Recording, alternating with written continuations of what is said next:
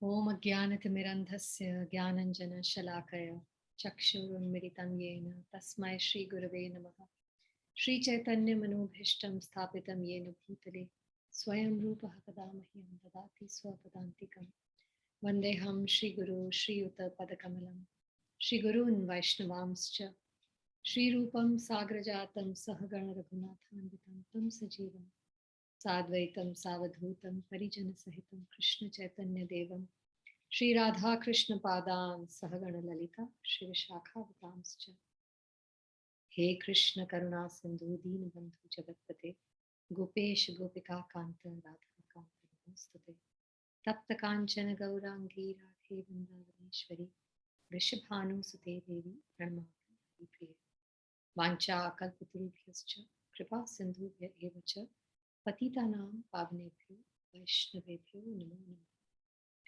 Namo Namo Vishnupadaya Krishna Prishthaya Bhutale Srimate Bibi Govind Swaminiti Namo Vishnupadaya Krishna Prishthaya Bhutale Srimate Bhakti Vedanta Swaminiti Namaste Saraswate Deve Gauravani Pracharini Nirvishesh Shunyavadi Paschatari Shattari.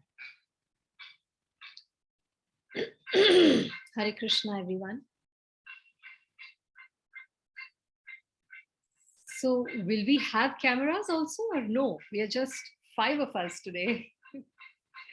It helps the speaker if there is eye contact. Yes, guys, let's keep our cameras on. It's a Sunday morning, so it's okay if you are in bed and you're listening to the session, that's fine. And I had asked all of you to do a homework last week. Do you remember what it was? In the session, I had said all of you, please write a few lines, so maybe 1 or 2 lines on who you are. If I were to ask, who are you? What will you say? 1 line, 2 lines. So you can meditate on that as we start this session. So I can see Yojana and Monica, other than Charmi and Karishma, who I know. Hare Krishna to both of you, Monica and Yojana. And okay, good morning. She has written in chat. So up till now, just a quick recap. The first session that we did, what was the first session? Do you remember?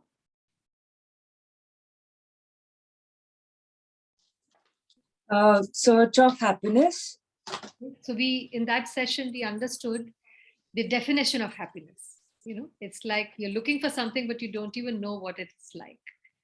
And once we established कि happiness kya hai, sukh kya hai, then we were in a better position to find out where to get it, right? So there is relative happiness and there is permanent happiness. We saw that.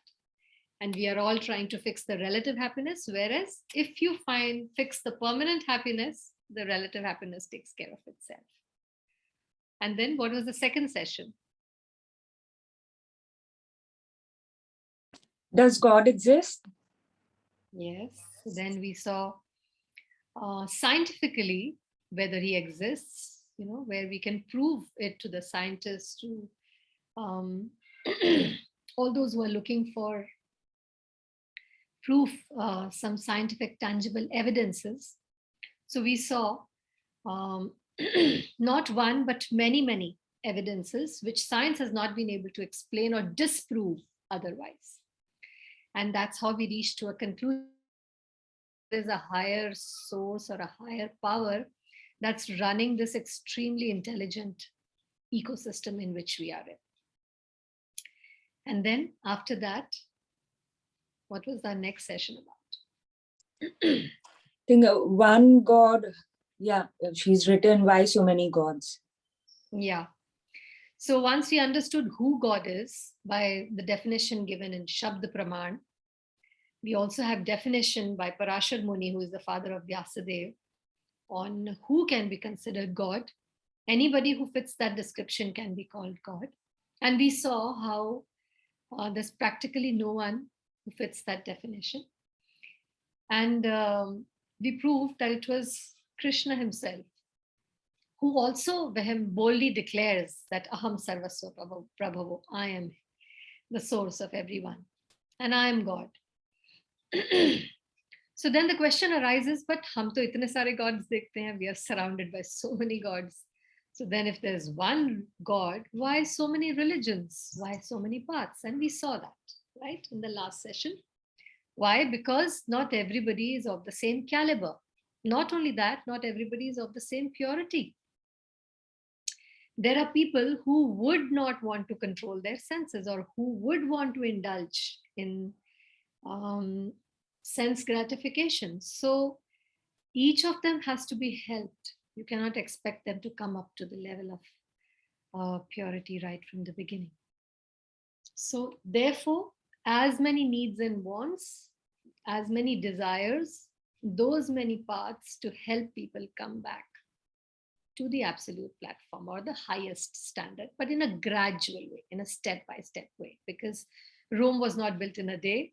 We didn't become graduates overnight. We had to go through kindergarten, middle school, high school, and then college. So, hence, there are so many religions, and we saw that in detail.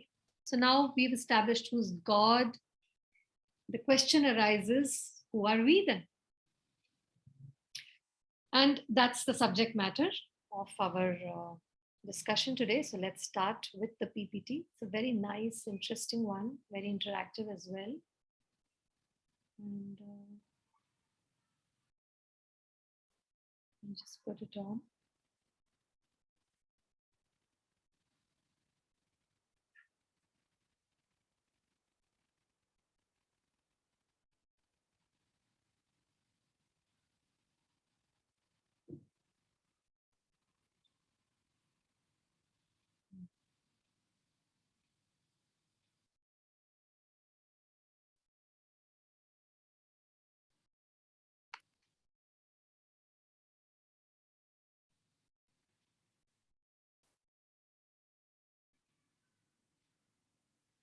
I'm trying to make my taskbar disappear so that I can go to the view of my toolbar and say full screen.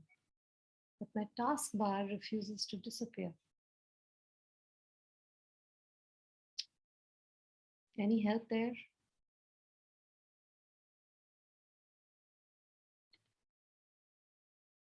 This bar on top, can you see? This is hiding my toolbar. And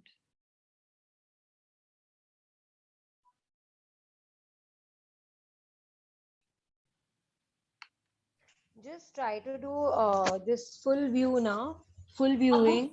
Yeah, to reach that full view option, I need to go under this toolbar. Preview.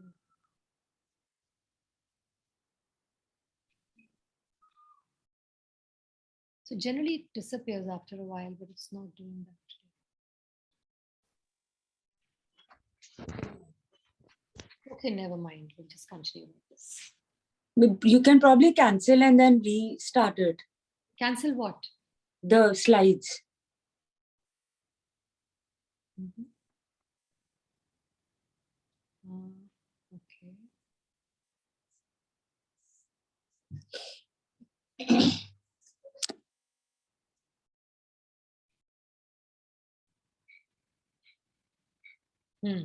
All right. That was a good suggestion. So here we are.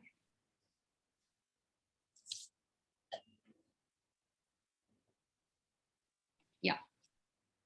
Great. So who am I? And let's see. It's a big question mark. So these are some of the topics that we saw. We saw why we should put faith in scriptures, because we already saw how there are three ways to finding out anything or to finding out the truth about any information. There is pratyaksh praman, which is seeing is believing, whatever you can see with your limited senses. Then there is anuman praman, where you guess by inference that क्योंकि past में ऐसा हो रहा था इसलिए शायद future में भी ऐसा ही हो. That's guesswork. And finally, Shabd Praman, which is the word of scriptures, which does not get distorted with time, place, and circumstances. So if a child, sorry, before that, so we will see, so that's why we should put our faith in scriptures. And today we're going to see who am I? What is the proof for the existence of the soul? How many bodies do we have? And then some frequently asked questions about the soul. So are you ready? So instead of putting in the chat box, we can all unmute and talk today since we are a few of us today. If a child wants to know who her father is, what should she do?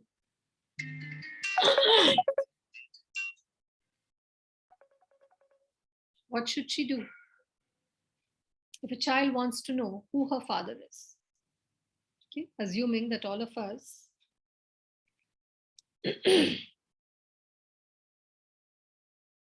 were born without this information.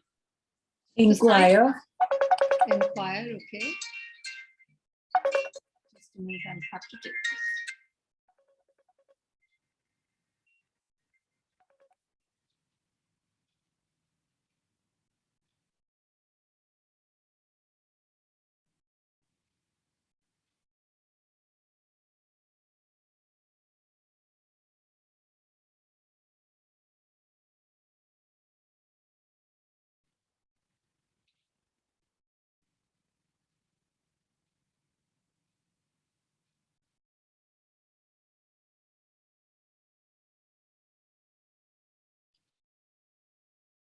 So scientifically,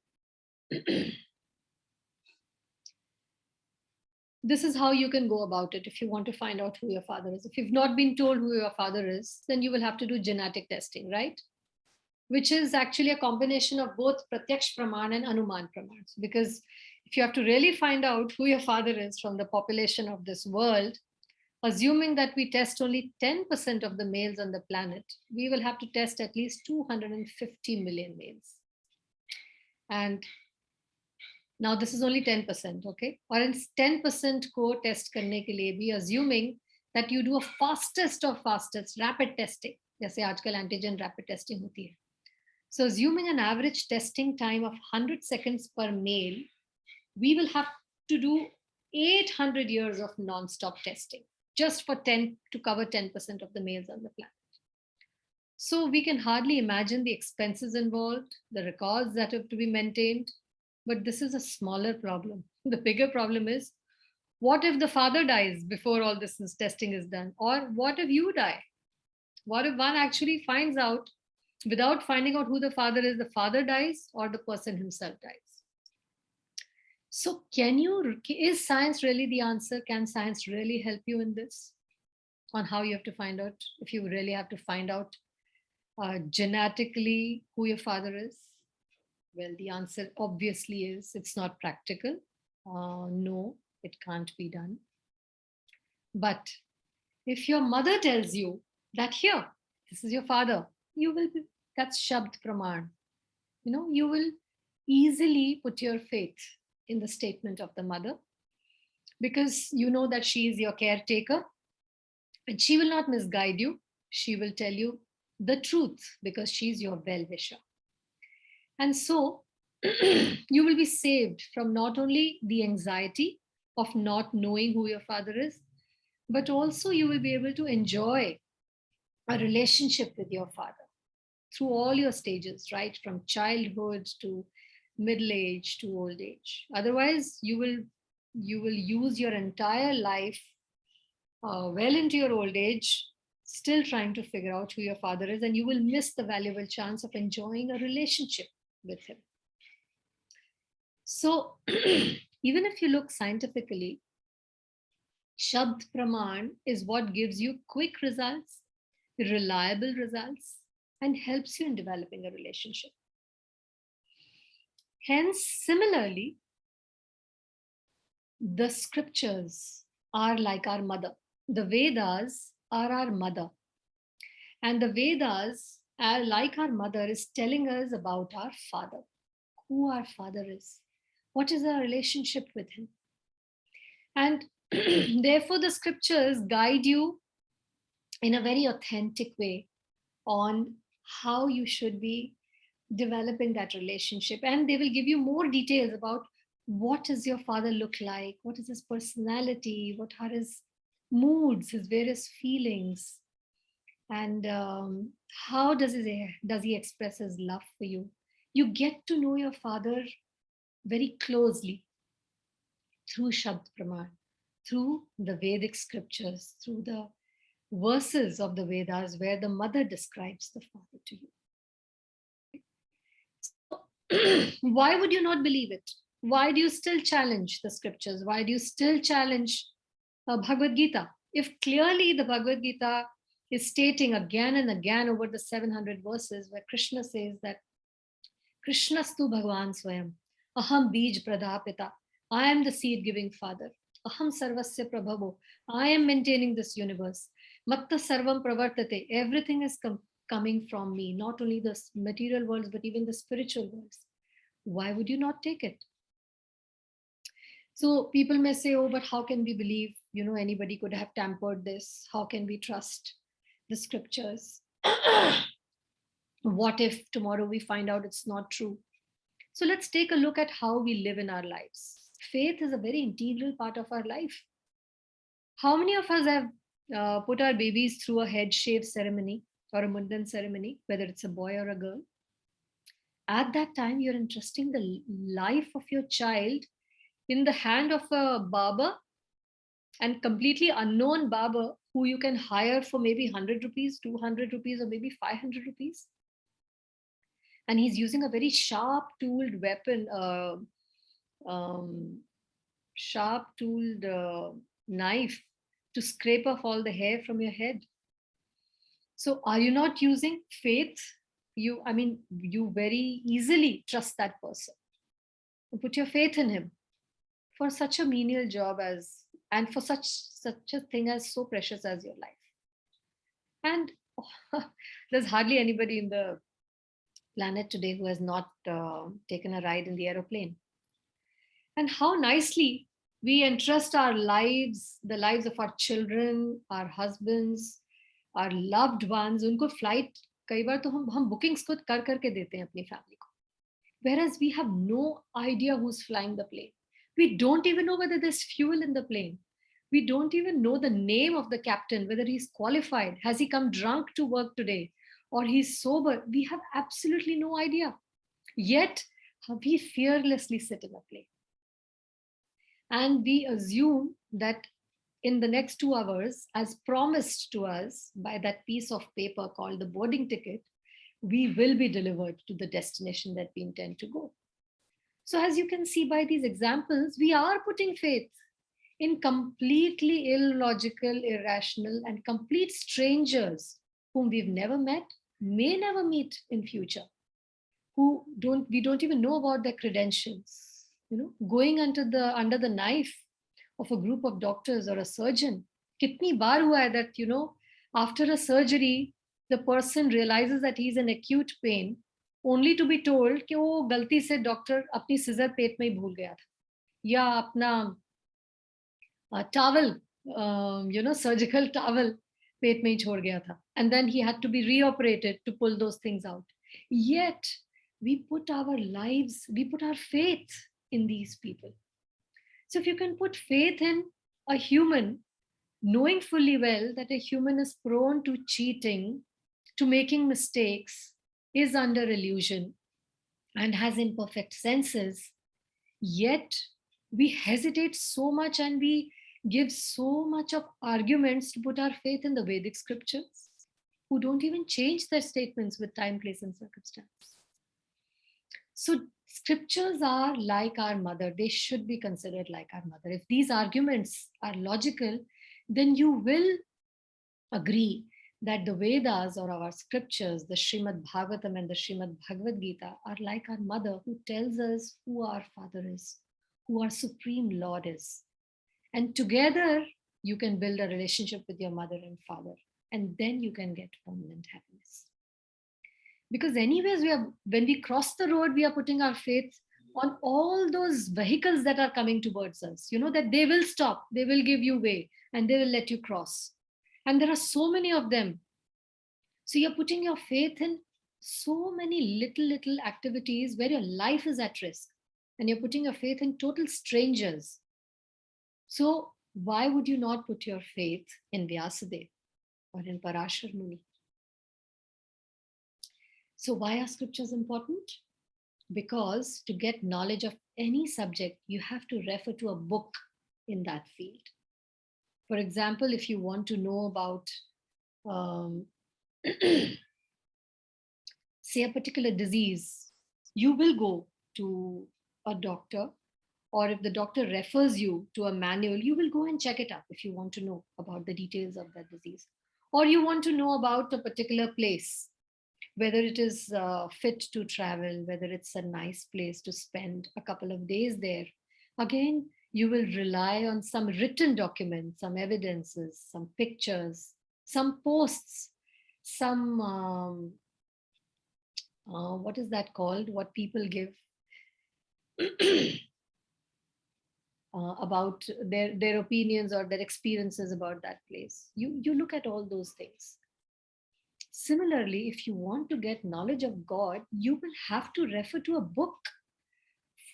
If for a simple holiday you go referring to a book, then why for such an important thing in which your life depends on how to live your life and how to go about it, how to save yourself from imminent danger, will you not refer a book? And you just listen to any Tom, Dick, and Harry who may not even have knowledge about the subject.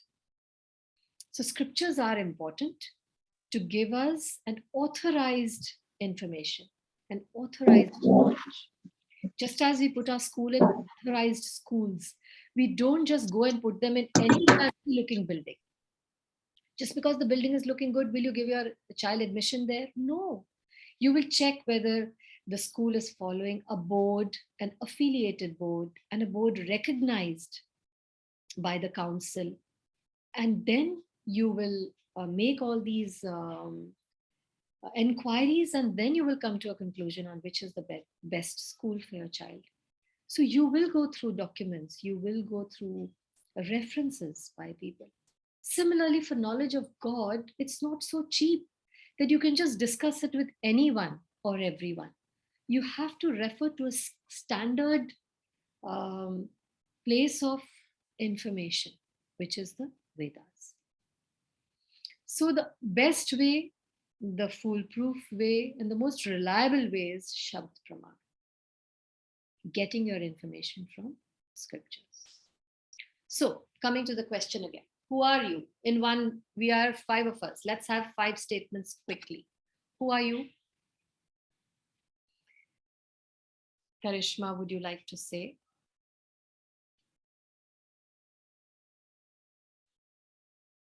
Charvi?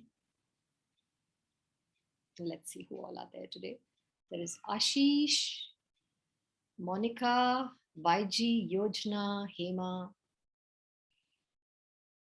Would you like to say one by one, just one line on who are you? How will you describe yourself? Let's look at it that way. How will you describe yourself? Come on, we've got to make this interactive. How will we go to the end of the session? Hare Krishna. Hare Krishna, Mataji. Hare Krishna. Yes, Hare Krishna. Who am I? For me, its answer is I am a soul. You are a soul. Okay, since we are doing Bhagavad Gita, then that's a very natural, supposition that yes, I am a soul. Anything else? What about the others? Okay, everybody's chatting. I'm a mere. I'm a yes. Who's speaking? Hare Krishna, Monica. This is Vaiji. Yes, Vaiji. So we are again, based on my limited knowledge of Bhagavad Gita, we are the body, comprised of the body, the soul, that is the Jivatma, and the Paramatma, that is the super soul. Mm-hmm. Okay. Yes, that's interesting. So many of you have said Atma, soul, I'm a mere mortal. Yojana is saying I'm a mere mortal. Okay, so let's take a look. Let's see scientifically first who we are, because everybody's so enamored by science. There is one more message. So, okay.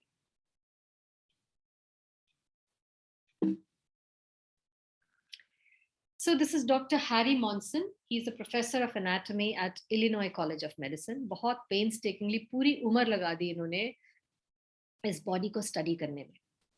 And this is what he found, that this human body contains mostly water. All of us know that we are almost 70% water. So he has found in exact proportion that in a 60 pounds person, 60 pounds is roughly like 27 kgs. का बच्चा ले लो आप, कोई teenager ले लो, 27 kgs person में calcium is 5 pounds, 60 pounds weight of person में calcium की मात्रा, he has found the exact proportion of these chemicals in the body. Calcium is 5 pounds, phosphate is 1.5 pounds, potassium is 9 ounces. ये pounds से भी कम होता है. So this will be like 0.00 something in kgs if you have to see. It'll be in grams. Sulfur is 6 ounces, sodium is 6 ounces, magnesium is 1 ounce only, iron 1 ounce, copper 1 ounce, and iodine 1 ounce. So kul milakar, this is what our body is made up of. Okay, calcium, phosphate, potassium, sulfur, sodium, magnesium, iron, copper, iodine. And COVID में आपने देखा होगा कि इन्हीं में से they have given you supplements, है ना, कि ये चीज कम हो जाए तो ये खा लो, मैग्नीशियम खा लो, थोड़ा सा आयरन खा लो, थोड़ा सा आयोडीन खा लो, कैल्शियम ले लो, कॉपर ले लो, because this is the main ingredient of our body. Okay, so in that case, what is the worth of our body? If you take all these chemicals together, then the worth of our body is a mere 110 rupees. Well, inflation को अगर थोड़ा बहुत इसमें calculate करके डाल लें तो you can increase it to maybe 250 rupees or maybe 500 rupees max. Okay.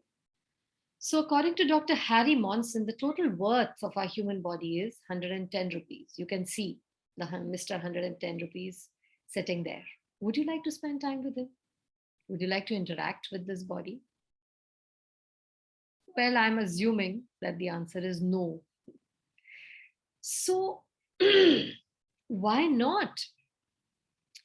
I mean, if this body is so valuable, इतना हम इसको चमका के रखते हैं, इतना हम इस पे time invest करते हैं, its value is your value just 500 rupees or just 110 rupees? And are you happy to hear that? On top of that, would you like to spend your time with this 110 rupee worth of body? If no, then what is it that you're saying no to? This means that the body is just the outer covering with which we are interacting. You are actually trying to connect with the person inside, like most of you have said, all of you have said, 100% of you have said that we are not the body but the spirit soul. हम आत्मा है, because हम India में हैं तो ये बात तो हमने 1 करोड़ बार सुन ली होगी बचपन से लेके अब तक कि हम एक आत्मा होती है और एक परमात्मा होती है. So for our Indians, this is a very natural reaction or natural answer. We are an Atma. But are we really living, behaving, walking, talking at the level of an Atma? Or are we actually living, feeling, willing, thinking at the level of a body? The scriptures say that you are not the body but the spirit soul. And what does that translate to? That translates to Krishna is telling when Arjun tells him, that I will not fight. Oh Govind, I will not fight. Krishna is telling him, that na jayate mriyate va kadachin. Nayam bhutva bhavita va na bhuyah. The soul, there is neither birth nor death at any time. He has not come into being. He does not come into being, and he will not come into being. He is unborn, he is eternal, he is ever existing, and he is primeval. And he is not slain when the body is slain. Na hanyate hanyamane sharire. what is he trying to say? What does it translate to practically? I mean, as philosophy or as a lecture or as gyan, बहुत अच्छी लग रही है ये बात. But practically, what does it translate to? Uttisht, Arjun, get up and fight. Kill those uncles there on the battlefield. This is the practical application of you are an Atma. So let's see whether we really are living on the Atma level. Here is a very good comparison. There's a car, a brand new car here, and there is a man. So if you can, it's a comparison, a direct comparison between the human body and a car. जैसे car का horn होता है to make sound, the human body has a mouth to speak, to make lots of sound. Headlights होती हैं car की to see, human body में eyes दी गई हैं to see. There is a radiator to supply water all over the, all the axle and the other parts of the body of the car to keep it cool. Similarly, the blood is running through our whole body, being pumped by the heart, which is the radiator of our body. And then there are 4 wheels that takes the car all over the place, wherever it wants to go.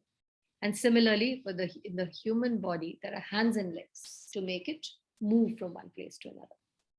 So now if I park this car in front of you, what will you need to run this car? Let's have your answers quickly. What will you need to run this car? आपके घर के बाहर मैंने इसे park कर दिया. क्या चाहिए होगा आपको इसे चलाने के लिए?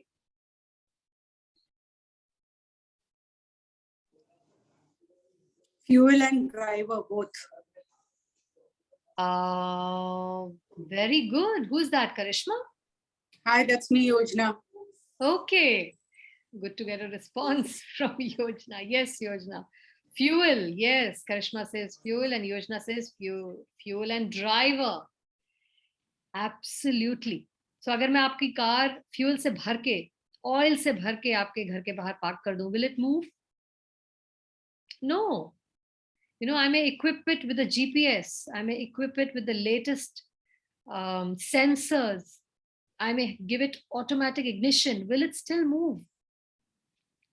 No. Similarly, the body, it has been equipped. It has been given all these buttons, the eyes, the nose, the mouth, the ear, hands, legs, hair, the skin for touch, smell, taste.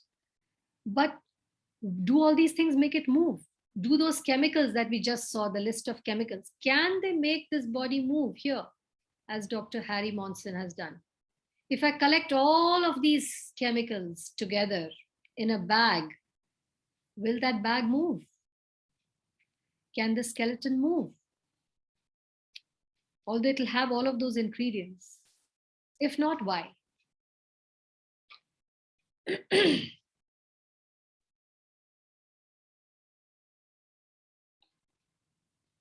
Okay, so the car cannot budge even 1 inch without the driver, as Yojna very rightly said.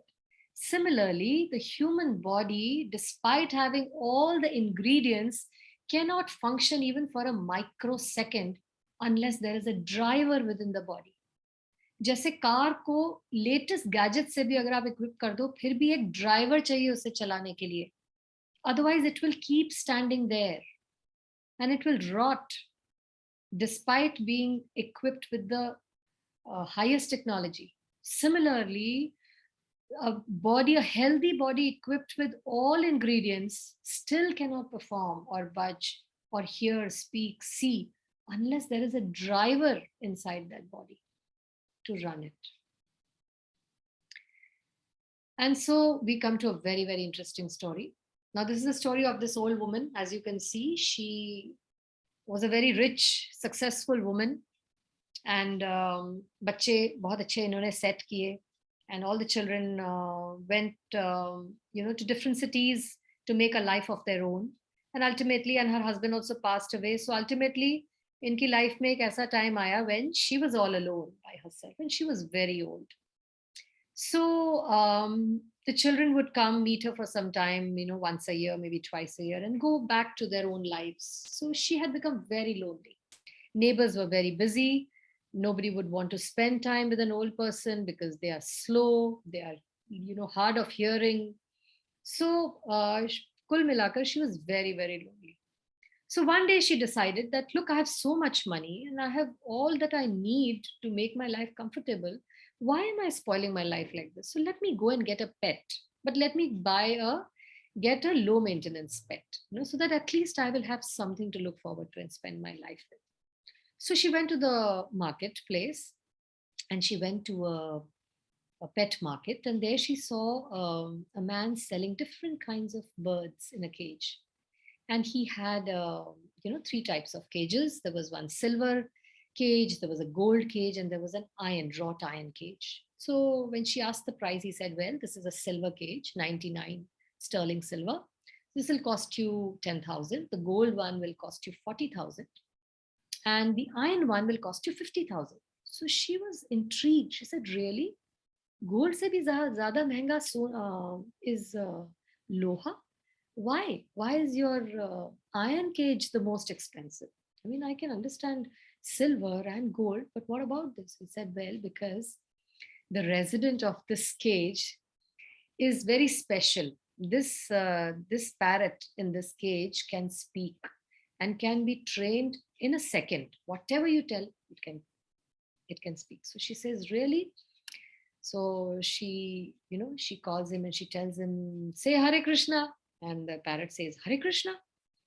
And then she says, say Hare Ram. He says, Hare Ram. Then she says, Namaste. So the parrot immediately says, Namaste. So she doesn't waste any more time. She quickly pays him 50,000 and she says, I want this bird right now, pack it. And he said, this is my last piece. So she said, here, I'm giving you cash in advance. I want this. Do not give it to anybody else. And once she makes the purchase, she asks the man, okay, just give me some final instructions, guidelines on how do I maintain it? What do I do? He said, well, it's very simple, not much, very low maintenance. You have to clean the cage every day. And from inside, please see that it's squeaky clean. And please polish the cage once a week. And maybe you can wash it every second day. So basically maintain the cage, spick and span and clean. And if you feel that there is a rusting problem or if there is some corrosion, then we'll help you with that. We'll paint it for you for free. So she's very happy. Okay, this is very low maintenance. She brings the cage back and she starts enjoying her life with the parrot. Every day, the first day, she makes him say so many things and she teaches him half her kitchen vocabulary, so much so that he actually starts reciting recipes to her as she's cooking in the kitchen.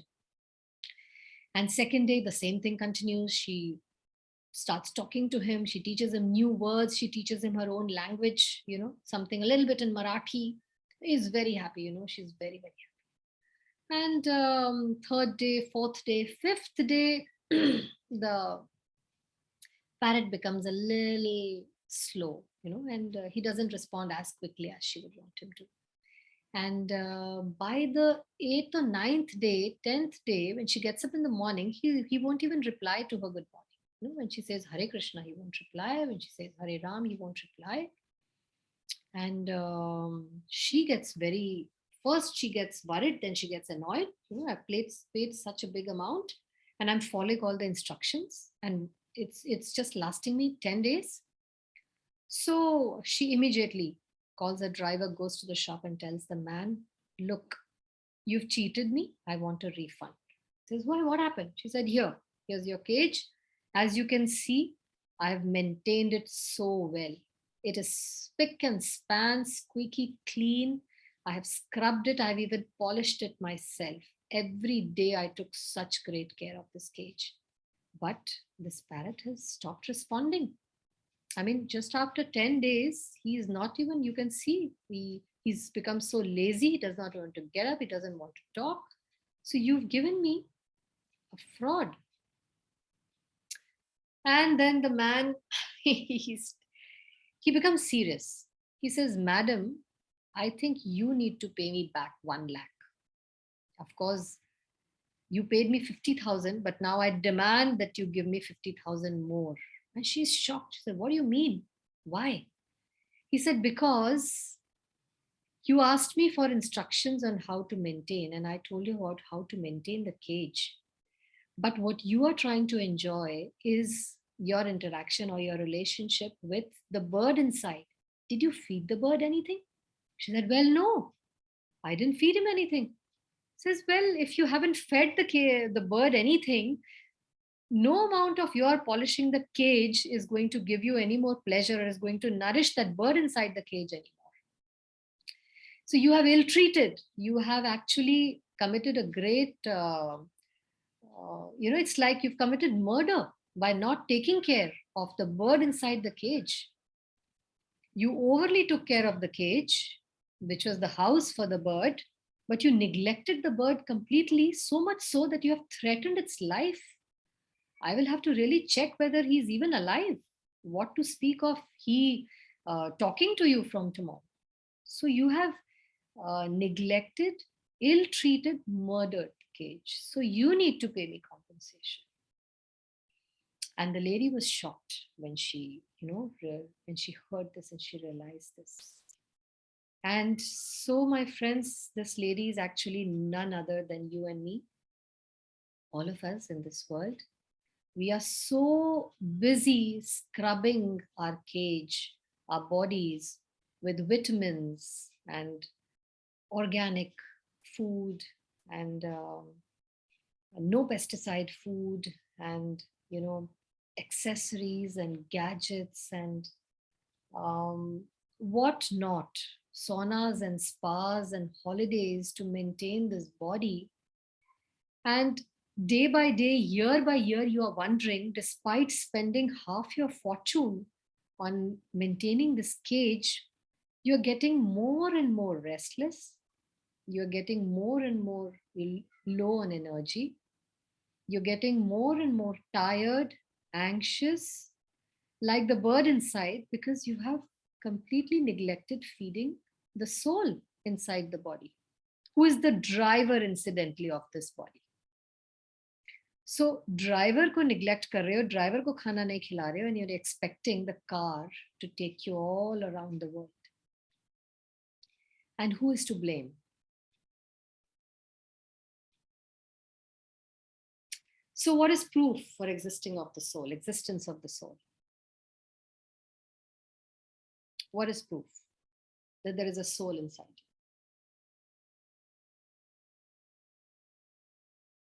Okay. Let's look at 3 ways: logic, science, and scripture. Common sense, we'll just look at common sense, then we'll look at scientific evidences for the existence of some paranatural, supranatural activity or entity inside the bodies. And finally, we'll see Shabd Brahma.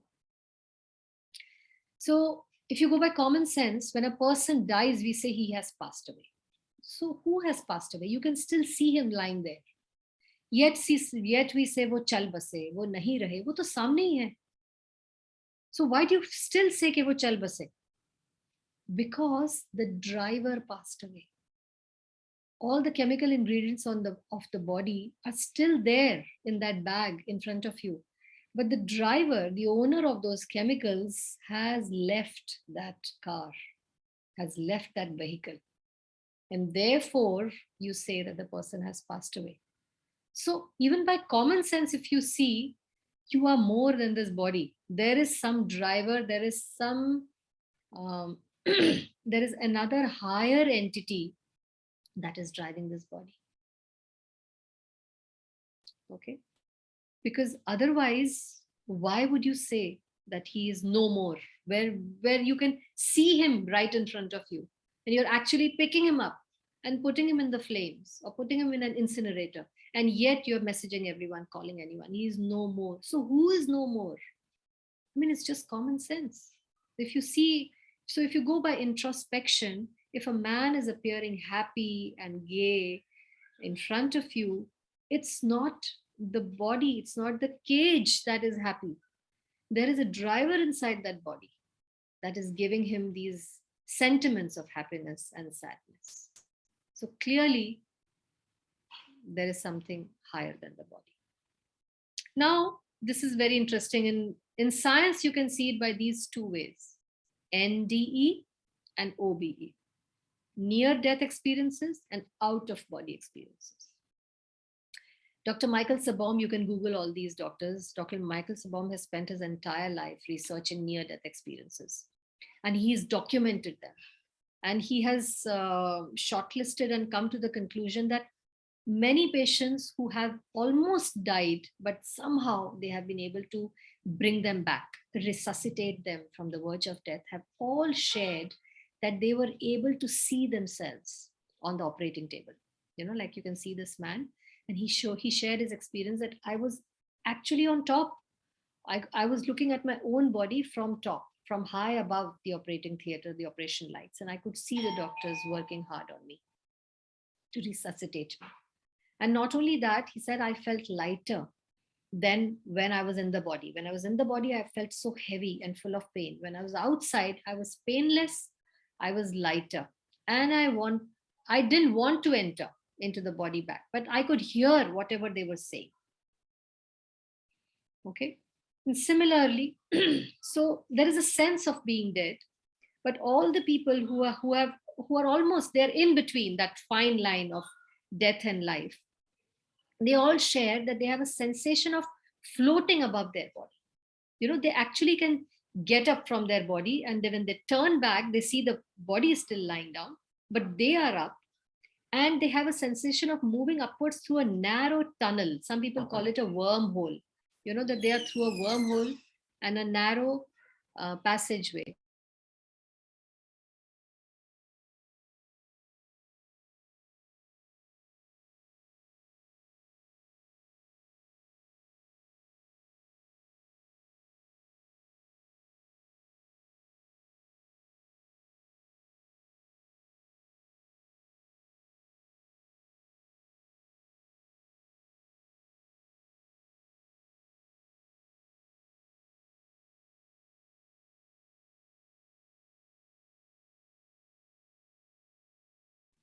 Sorry about that. We had unexpected visitors, sorry. So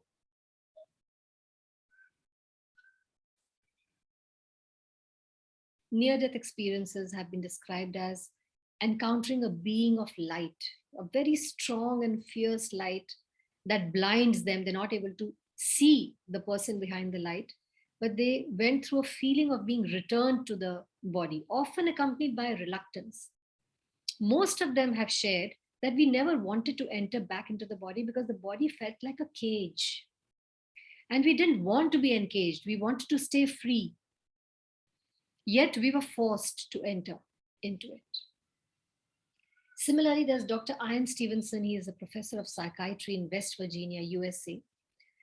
Through his thesis, he has proved 2,000 cases of reincarnation. Although he still wouldn't want to believe, that there is life after death, or, there is a higher power, there is God. Yet he said that so many cases inside that science could not explain. The only logical argument that I could find was, unless there is reincarnation, there is no other way to explain certain pains that people talk about. जब उनका x ray किया जाता है कुछ नहीं मिलता, जब उनको physically examine कराया जाता है कुछ नहीं मिलता, yet they keep pointing to a part of their body and saying it's paining. And then he said, through my research, I found out that that pain is actually an impression on the mind. And that impression they have carried from their previous life, because there is nothing in this life to suggest that they have got hurt there. But in their previous lives, when they are taken into regression, they claim that they were murdered by a strong object on that part of the body. So the mind still carried that impression of pain.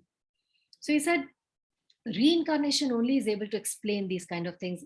Through science, we have not been able to explain why these things happen. In India, Dr. Satwant Pasricha, she's a grand old lady today. She's in Bangalore. She's the head of, in NIMHANS, she's the head of mental health and neurosciences. She has proved so many cases of reincarnation, the most famous being Mana Chakravarti. There was this little girl, Shukla, and when she was 4 or 5 years old, she started saying, Mera naam Mana hai, I'm Mana Chakravarti. And then they asked her, what do you mean? And she was able to say that I am in so and so village. And her parents realized that that village is just nearby. So she said, oh, I died at childbirth, and I'm from so and so village. And they were very intrigued because she repeated these things over and over again. Small child, who 3 or 4 years old. So they were saying it was inconceivable how a small child can say this. So they said, and she was crying. I lost my child. I died at childbirth, and this is the name of my husband. This is the name of my mother-in-law. This is the name of my father-in-law. This is what my house looks like. This is my room. It's on the top floor. On chat pe jaake mera kamra tha.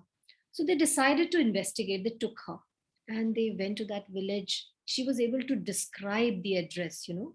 पेड़ के पास एक नदी है, pond है, तालाब है, and they were able to finally locate. When they made inquiries in that village, and that has a woman recently died by the name of Mana Chakravarti in childbirth, and the villagers said, yes, the woman has died, and they took them to that house, and this 3-4-year-old girl immediately went and started hugging the grown-up children there, saying, oh, he's my son, and she was able to name the son. Oh, this is my second child. She was able to name him.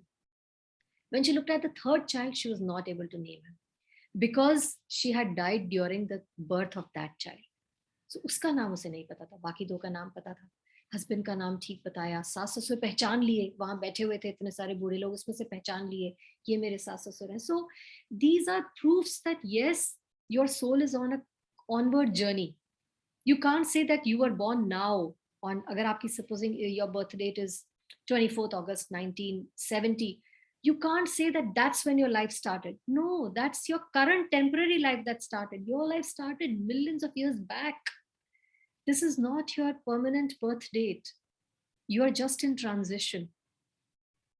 So similarly, so you can check so many of these OBEs, out of body experiences, and near death experiences, that prove that there is some supernatural being that is driving this body that does not die when the body dies. Na hanyate hanyamane sharire. As Krishna, the whole of second chapter in the Bhagavad Gita, it is the longest chapter in the entire Bhagavad Gita with 72 verses. And it's full on talk of the soul. Krishna is so early on in just the beginning of the Bhagavad Gita only, he's talking about the soul and about the characteristics of the soul. So it is the scripture, the Shabd Praman, that gives us strong, solid, verified proof that there is a soul. You don't even have to go by logic or science and beat about the bush. In the second chapter, so many verses you will find. Here only a few have been given. Dehinosmin yatha dehe kaumaram yauvanam jara tatha dehantara prapte dhiras tatra namukhyati. This is the journey of a soul. That as this embodied, why embodied? Caged hai. This body is like a pinjra, जो मैंने आपको वो lady दिखाई थी. So इस पिंजरे में से एक पिंजरे से दूसरे पिंजरे में वो the soul travels.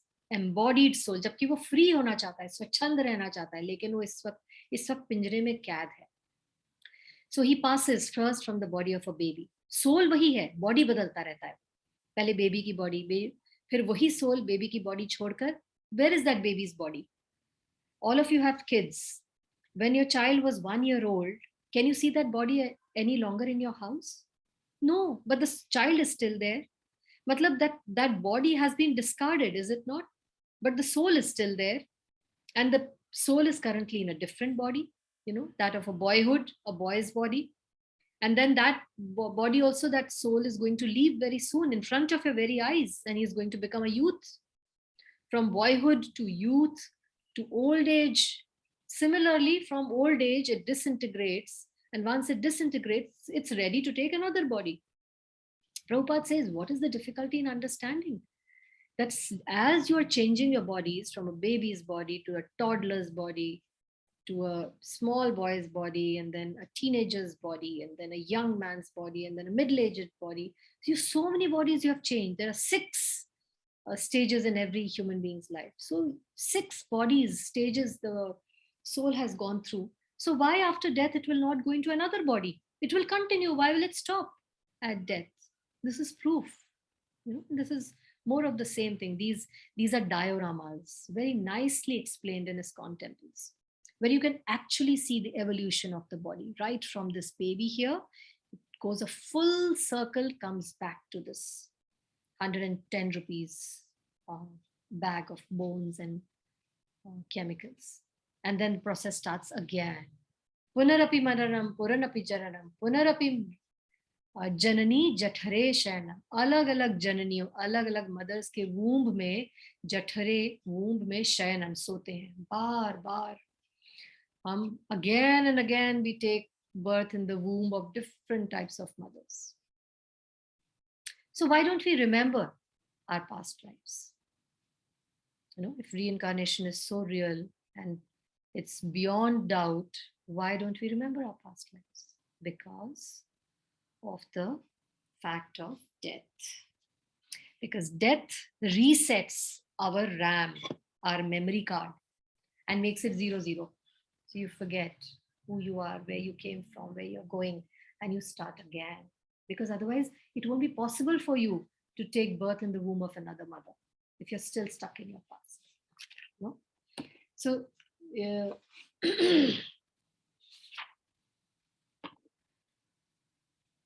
so how many bodies do you really have?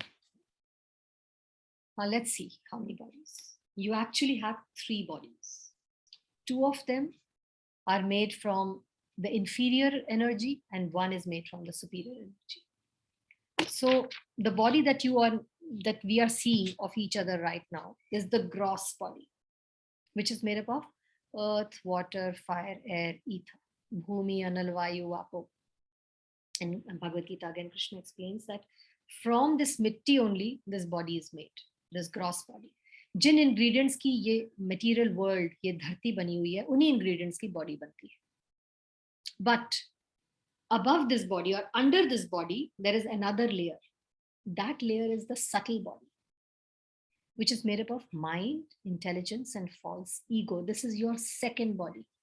Subtle इसलिए कि इसको आप देख नहीं सकते, इसको आप छू नहीं सकते, इसलिए इसको subtle बोलते हैं. Gross क्यों बोलते हैं? क्योंकि इसको आप छू सकते हो. इस body को you can see it, you can smell it, you can touch it. That's the gross body. लेकिन subtle body, mind, intelligence, and false ego को you can only feel this body. इसको आप केवल महसूस कर सकते हैं, इसलिए इसको subtle body बोलते हैं. But at the same time, this is also material. It is inferior energy. So look at this very carefully. Mind is an inferior energy. Intelligence is an inferior energy, is an inferior body. And ego is, of course, an inferior body. So while all of us can easily accept the fact that, okay, ego is inferior, but many of us will be hearing this for the first time. Really, mind and intelligence is also inferior material body? Yes, it is. So what is superior then? The real you, the real superior spiritual body is Sat, Chit, and Anand, the soul, the Atma.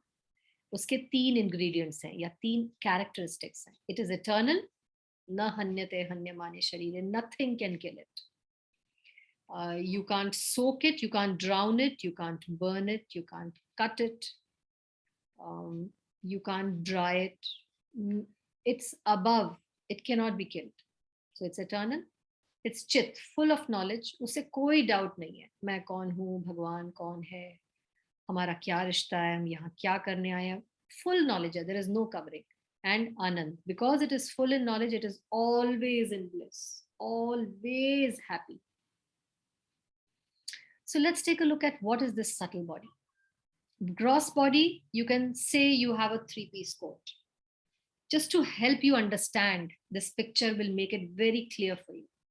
So this body is like this coat of this lady that you can see, or a gent's coat. This is the gross outer body made up of earth, water, fire, air, and ether.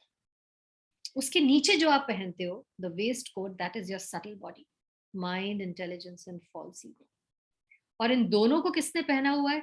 That is the real you, the soul. That is such. This is the real you. यहाँ तक हमारी बात ही नहीं पहुंचती. इसको हम feed करना भूल जाते हैं, इसका हम ख्याल रखना भूल जाते हैं. इन दोनों को ही सवारते सजाते रहते हैं पूरी उम्र. 90 साल के भी हो जाएंगे, we will be talking about the needs of my body, the gross body, the needs of my subtle body, है ना. मेरे मन को ये अच्छा नहीं लग रहा है, मेरी बुद्धि को ये अच्छा नहीं लग रहा है, मैं दुखी हूँ या मैं सुखी हूँ, या मेरी इसके साथ बहुत अटैचमेंट है, मैं इसको छोड़ के नहीं जाना चाहती, ये मेरा है. All this will go on even till the ripe old age of 100 years.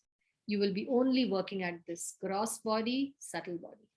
And then you will wonder, like that old woman, I did so much for my subtle body and gross body, yet I'm not happy, because you forgot to feed the parrot inside. The main driver of the body को खिलाना भूल गए, body को ही चमकाते रहे, उसमें accessories लगाते रहे. So the gross body, the subtle body, and by now I think this will be very clear to you, ये आपको हमेशा याद रहेगा, that we actually have 3 layers, not 1 but 3. And the most important is the innermost layer, जिसको feed करोगे, this is the permanent solution. You feed the soul, then the relative happiness of the subtle body and the gross body की relative happiness will turn into permanent happiness. They will take care of themselves. Subtle body और gross body की इच्छाएं की खुशी automatically पूरी हो जाएगी अगर आप soul की इच्छाओं को पूरा करते हो. And this is the heart of this whole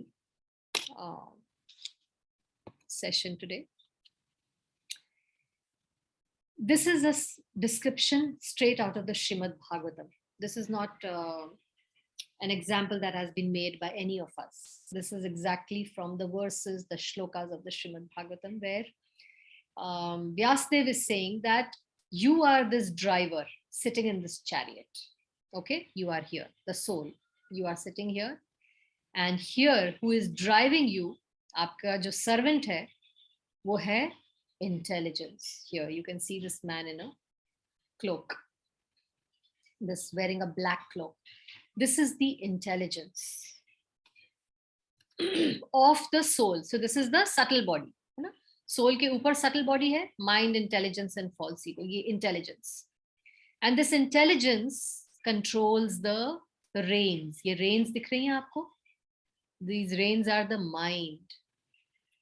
And ये जो reins हैं, ये किसको control कर रही हैं? ये घोड़ों को. 5 घोड़े हैं ये. Eyes, nose, tongue, skin. So ये जो घोड़े हैं, these are your senses. In senses को जो लगाम दे रहा है, वो mind दे रहा है. और माइंड को किसने कंट्रोल किया हुआ है? इंटेलिजेंस ने. और अगर ये तीनों इसी हायरार्की में अलाइंड हैं, then this soul who is actually on a journey, और ये कहीं जाना चाह रहा है, यू कैन सी ये तूफान से घिरा हुआ है और ये घबराया हुआ है और इस तूफान से भाग के सेफ्टी में जाना चाहता है. लेकिन अगर इसकी इंटेलिजेंस स्ट्रांग नहीं है तो इसकी जो माइंड है वो स्थिर नहीं होगा, as a result of which जहां पे ये घोड़े दौड़ाएंगे ये वहां चला जाएगा. सोल कह रहा है नहीं, यहाँ भाओ, राइट को जाओ, वहां पे वहीं से हम निकल सकते हैं इस तूफान से आगे. लेकिन क्योंकि उसकी इंटेलिजेंस वीक है, एज अ रिजल्ट उसका माइंड कंट्रोल में नहीं है, एज अ रिजल्ट घोड़े जो हैं वो राइट नहीं जाएंगे, लेफ्ट जाएंगे, और सोल को भी उनके पीछे पीछे जाना पड़ेगा. ओ ये बहुत स्वाद खाने की चीज है, भागो इसके पीछे भागो, ये बहुत ही अच्छी देखने की चीज है, इसी को इसी के पीछे, इसको देखना है, अभी देखना है. I want to feel this, touch this right now, I want to eat this, I want to smell this right now. बिना, अगर आपकी माइंड इंटेलिजेंस के कंट्रोल में नहीं है तो आप as a helpless passenger of this vehicle you will keep on sitting there और तड़पते रहोगे और इस तूफान से निकल नहीं पाओगे. Only with knowledge of scripture, with knowledge of शास्त्र, आप अपनी इंटेलिजेंस को मजबूत बना सकते हो. फिर वो माइंड के कंट्रोल में नहीं आएगा, बल्कि माइंड इंटेलिजेंस के कंट्रोल में आएगी. और अगर माइंड कंट्रोल में आ गई तो ये घोड़े कुछ नहीं कर सकते. ये घोड़े, they will behave themselves and they will only turn where they are told to turn by the driver. So you can see हमारी कितनी वीक पोजीशन है, इसीलिए हम सब के सब दुखी हैं. We are not able to find permanent happiness because our real self, the soul, is actually under the control of a very weak intelligence, क्योंकि उसको nourishment ही नहीं मिल रहा शास्त्र का. उसको हम नरिशमेंट दे रहे हैं. WhatsApp University, Google University, Scientific University, all kinds of atheistic universities, gossip universities, friends ki universities, envy ki universities, all that is sitting here. As a result of which the mind is weak because uska intelligence, the driver ठीक नहीं है, और driver अगर ठीक नहीं है तो हम इनके गुलाम बन के रह गए. ये सेंसेस को हमारा गुलाम बनना चाहिए, लेकिन अपनी वीक इंटेलिजेंस की वजह से हम इनके गुलाम बन गए हैं. As a result of which till our death bed we will keep on complaining and we will be unsatisfied. Nose will still not be satisfied. 90 साल के 100 साल के भी हो जाओगे तब भी nose आपको complain करेगा. I want more. I didn't get it. I'm not able to enjoy anymore. Eyes will say I'm not able to enjoy anymore. Give me more. Tongue will say ये खिलाओ. दांत चाहे नहीं है, डाइजेस्टिव सिस्टम भी नहीं है पचाने के लिए, लेकिन और खिलाओ. Ears will say और सुनाओ. अभी भी मेरा मन नहीं भरा. So how important it is to understand our position in relation to the Supreme Lord, and how important it is to make your intelligence strong so that it doesn't come under the control of mind and ultimately doesn't come under the control of the senses. बल्कि आप owner हो, owner बन के बैठो. Intelligence को आपकी बात सुननी चाहिए, माइंड को आपकी बात सुननी चाहिए, और आपके जो सेंसेस हैं उनको आपकी बात सुननी चाहिए. लेकिन हो क्या रहा है, आप इनकी बातें सुन रहे हो, आप इनके गुलाम हो.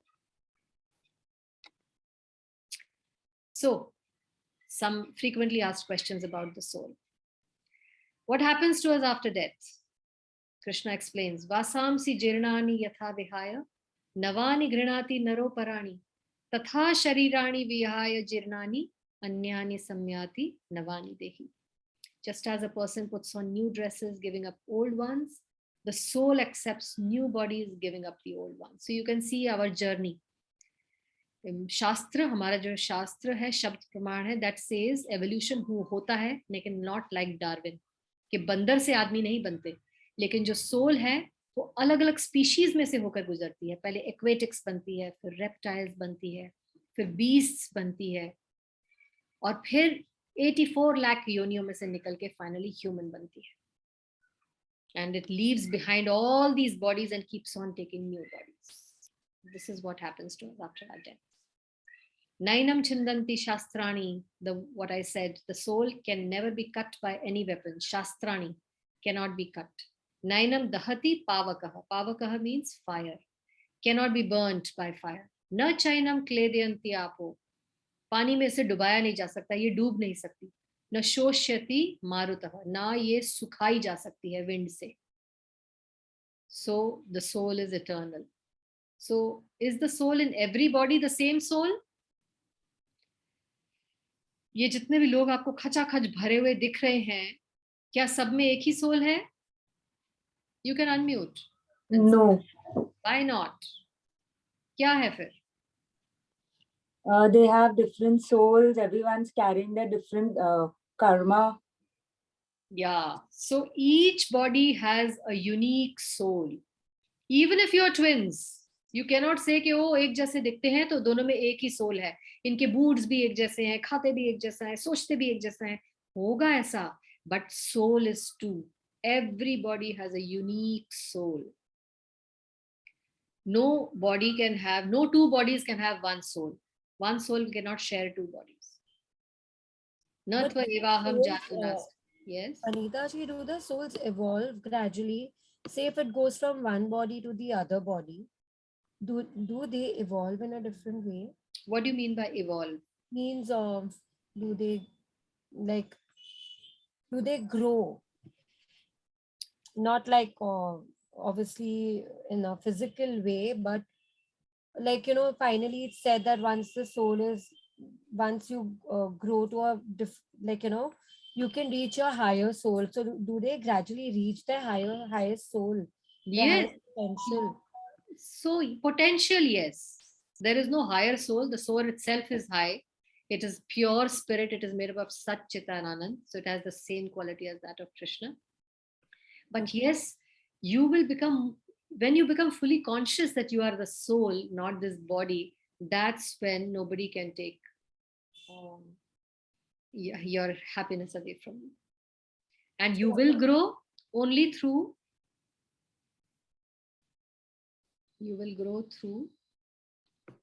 intelligence. This is the way. Through Shabd Praman, under the guidance of scriptures, your intelligence will grow, and then you will come to realize that you are not actually, you are neither the senses, nor are you the mind, nor are you the intelligence. You are a pure spirit soul. And you will realize कि आपकी duties क्या हैं as a soul. Because we get so misled by our current duties. ठीक है? So does the soul have a form?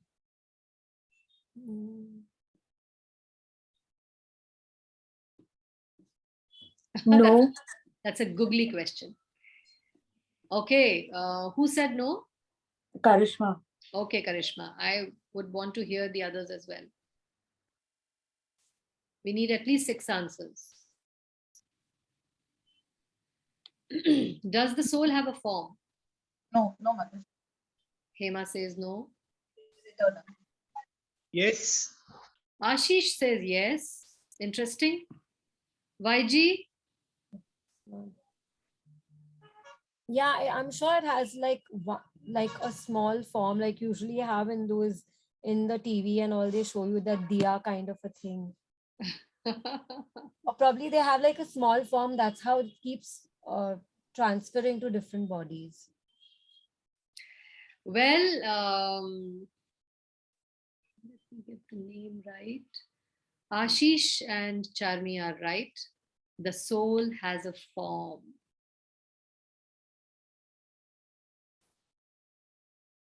And the soul gives form to matter. Where does the soul reside? In the Bhagavatam, In the heart. there is a verse that says, Hridaya Vikashe, Pradesh Matram. मतलब इतनी detail दी हुई है हमारे शास्त्र में that the soul in the body, the soul rides Hridaya Vikashe in the region of the heart. Pradesh Matram, उसका size भी बताया गया in the Shastra. Here, the soul resides in the region of the heart. And what is the size of the soul? Size bhi hai. It is 1/10,000th the tip of the hair. Can you beat that? आज तक किसी scientist ने ऐसा microscope ना बनाया है ना बना पाएगा in future ever that can locate such a soul. मतलब आप अपना बाल लीजिए, एक बाल का जो टिप है उसको आप देख लो अगर दिखता है तो, और उसको आप 10,000 भाग में काटो. उस 10,000 भाग का जो एक भाग है, that is the size of the soul. Can you beat the technology of Krishna? This is the exact size of the soul. And the miracle does not end here. Look at this. ये जो minute size है, वो हाथी की body को भी चला रहा है और एंट की बॉडी को भी चला रहा है. और ये सुपर वेल्स और सुपर डॉल्फिन्स जो abnormally large size की, इनकी बॉडी को भी चला रहा है. वही 1/10,000th tip of the hair का जो सोल है, वो इन सभी बॉडीज को चला रहा है. एक जैसा ही सोल है सब में. इसकी बॉडी को भी चला रहा है, इसकी बॉडी को भी चला रहा है. जो कोरोना वायरस है, बहुत छोटा है, वो तो चींटी से भी छोटा, उसको भी वही सोल चला रहा है. डायनासोर्स को भी वही सोल चला रहा है. कितना पावरफुल होगा वो soul. His size of the body does not matter to him. चाहे वो पानी में है, चाहे वो लैंड में है, चाहे वो हवा में है. Medium also does not matter to him. चला सकता है, वो कहीं पे भी चला सकता है. This is the real soul. This is you. This is the real you, the potential. Aren't you proud that this is what you are? And you are just limiting yourself to this body? 110 रुपए की. So अपने vision को बड़ा करिए. You are not what you seem you are.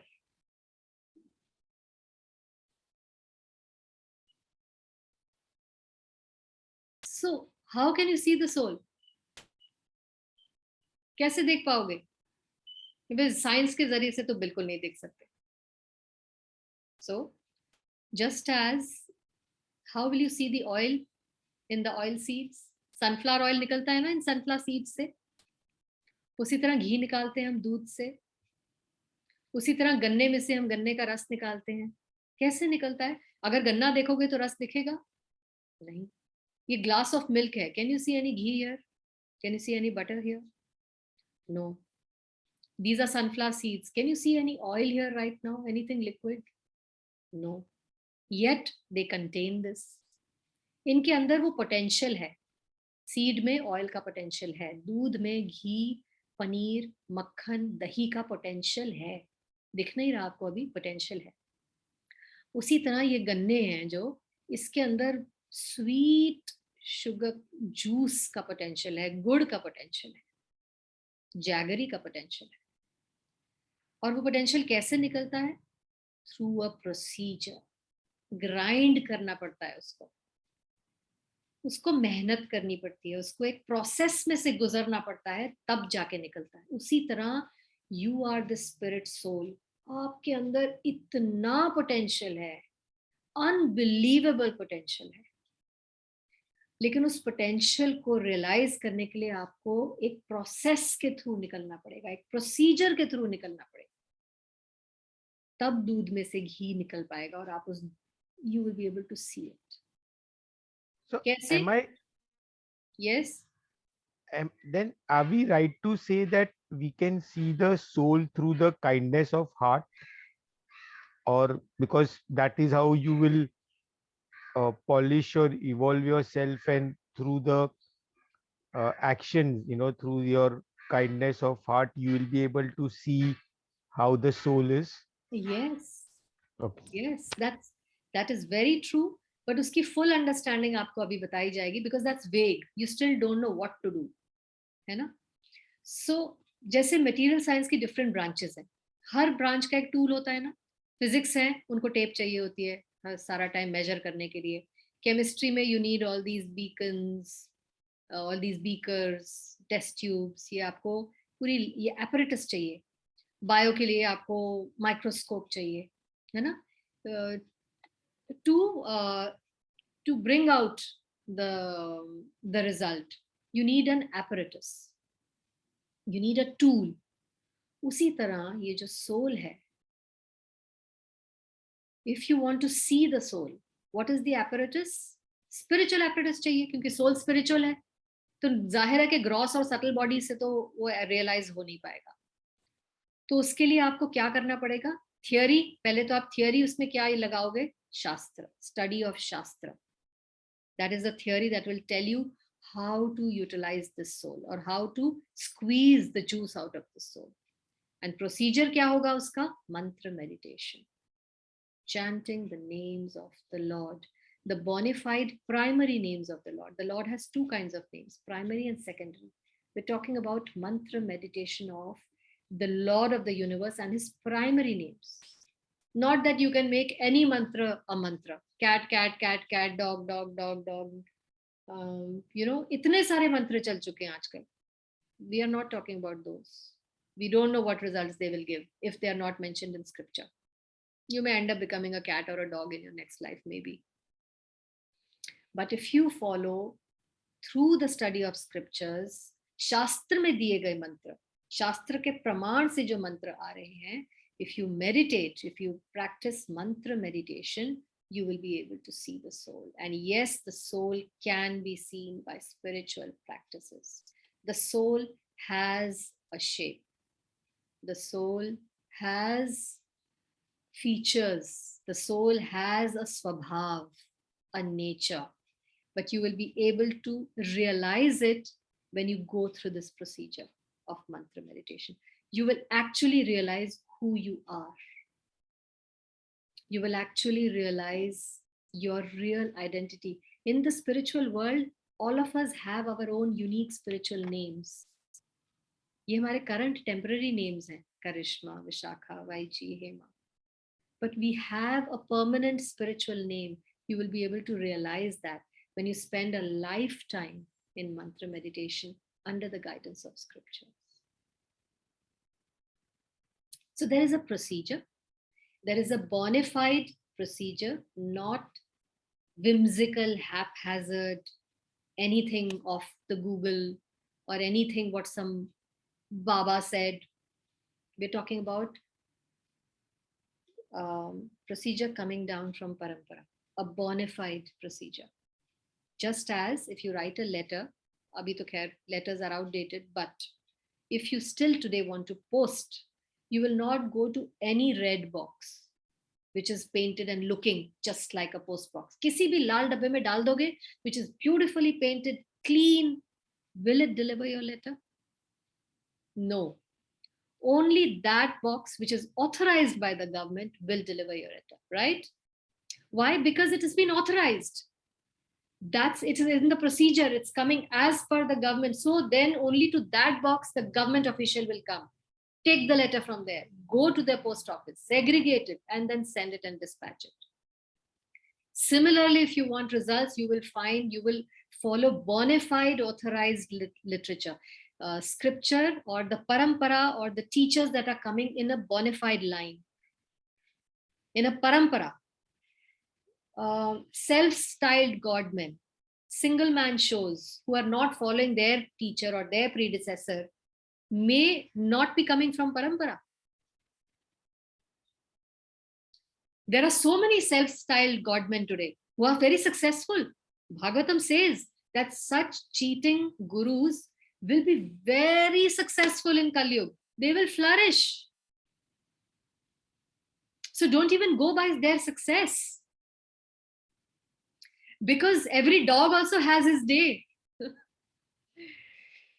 Success does not mean genuinity. But if anything is coming down in parampara, in a disciplic succession, straight away coming down from Krishna himself. As Krishna says in the Bhagavad Gita, Idam Raj Rishayo Viduhu. Krishna says all the Raj and the Rishis, the Raj Rishis, pehle ke zamane mein Raja Rishi jaise hua karte the. So all those Raj Rishis who are coming, evam parampara praptam, jo parampara mein aa rahe hain, जो guru to disciple का bonafide system follow करके आ रहे हैं, they are carrying my word which is authentic and bona fide. So follow that which is coming down in parampara, in a disciplic succession from Shastra, from a bona fide guru. And then when you follow that procedure, you will get the result. You will realize who you are. You will realize your full potential. Make sense? But what, sorry, can I ask a question? But Sure. what, You can switch on your cameras now. It's question answer time. I mean, what is the bona fide, procedure which you are saying? I'm not able to. From the Shastra that is coming in a parampara, like the Bhagavad Gita and the Srimad Bhagavatam. The Bhagavad Gita as it is, which has been translated by Srila Prabhupada. Prabhupada learned this, translated the scriptures just as his guru, Bhakti Siddhanta Saraswati Thakur, translated it from his guru, who was Bhakti Vinod Thakur. And But how does I mean, I have that, Bhagavad Gita as is, which you just said, So if you open the first page, there is a But whole parampara written there. Can you open that? It'll be easy for me to explain to you if you open that. Yeah, I can. Just give me a second. I will open that. Yes, and I think is it page 1? मैंने उस दिन आपको photo खींच के भेजी थी ना Charmi? Correct. Yeah. है ना? This is I think not page 1, but You mean this book, right? The one which I'm showing. page 31. Yes, page 31. Please open the page 31. Okay, It I am says, there. Evam parampara praptam imam raj rishayo viduhu. This is Bhagavad Gita chapter 4 verse 2. It is received through this disciplic succession. उसमें number 1 में क्या लिखा है? Krishna spoke this. Krishna spoke this to Arjun 5,000 years back. Correct? Then he spoke it to Brahma. Actually, Bhagavad Gita was not spoken 5,000 years back. It was re-spoken 5,000 years back. But Bhagavad Gita is being spoken for millenniums after millennium. So the first time Krishna spoke this to Vivaswan, the sun god. Imagine, even the name of the sun god is mentioned in the Shastra. And Vivaswan spoke it to Ikshvaku, his son. So in this disciplic succession, in this parampara, Krishna spoke it to Brahma. Brahma spoke the Bhagavad Gita to Narad, his son Narad Muni. Narad spoke it to his disciple Vyasadev. Vyasadev spoke it to his disciple Madhvacharya. In South India, you will see Madhvacharya's birthplace even today. He spoke to Padmanabh, then Nrihari, Madhava, Akshobhya, Jaitir, Gyan Sindhu, Dayanidhi, Vidyanidhi, Rajendra. And if you keep on tracing it, come to 22, Lord Chaitanya Mahaprabhu. So Krishna appeared just 500 years back as Sri Krishna Chaitanya in West Bengal in a place called Navadvip. You can go today and even look at those manuscripts there. They are preserved there. His birthplace is preserved there. It's written in the scripture. His mother will be Sachi Mata and his father will be Jagdish Pandit. All these names are written there. You can verify Lord Chaitanya Mahaprabhu. And then his disciple, Rup Goswami, Sir Swarup Goswami. These are the Choi Goshoy, the 6 Goswamis of Vrindavan. You can go to their samadhis in Vrindavan even today. You can see those manuscripts that are mentioning the names of Rup Goswami.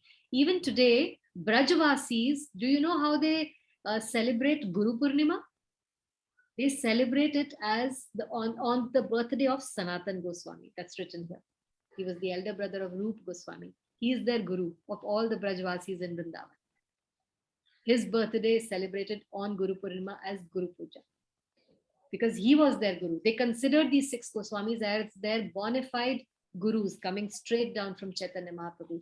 In fact, Chaitanya Mahaprabhu personally instructed Rup Goswami and Sanatan Goswami. Then they further went to Raghunath Das, Jeev Goswami, Krishna Das Kaviraj Goswami, who's written the Chaitanya Charitamrit.